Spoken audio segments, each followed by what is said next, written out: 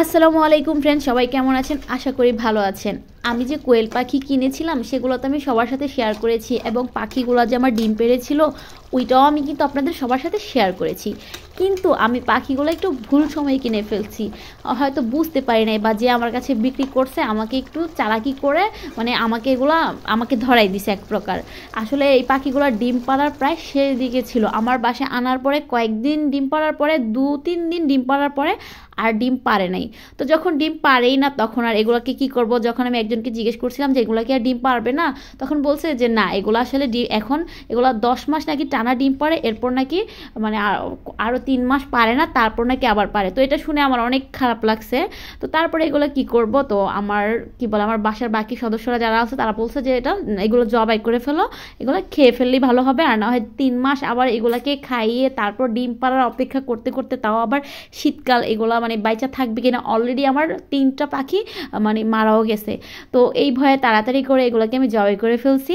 জবাই করে আমি এগুলো মানে রান্নাও করে ফেলছি। তো সেই ভিডিওটাই আমি আপনাদের সাথে শেয়ার করতেছি।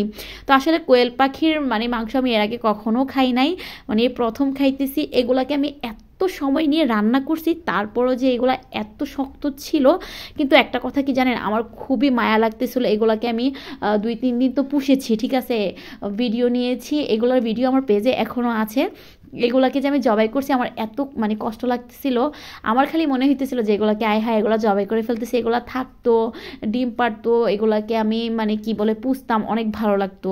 কিন্তু কি হইলো যে ওই যে 3টা মারা যাওয়াতে একটু ভয় পেয়ে গেছি। তাছাড়া আরও 3 মাস পরে ডিম পারবে, এর জন্য এগুলাকে আমার তাড়াতাড়ি করে জবাই করে ফেলতে হয়েছে।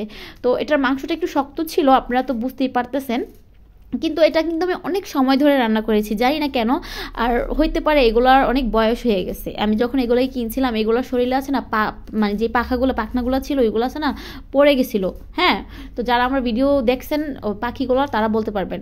তো যাই হোক, আমি হয়তো বুঝতে পারি নাই, মানে কি বলে জেনে শুনে এটা আমাকে ধরাই দেওয়া হয়েছে। তো আসলে আমি মনে কষ্ট নেই নাই, ওনার একটা বিজনেস, ঠিক আছে, ওনার বিজনেস যে ওনার এগুলো ডিম পাড়া শেষ, এখন এগুলো পাবলিকের কাছে এগুলো দিয়ে দিতে হবে।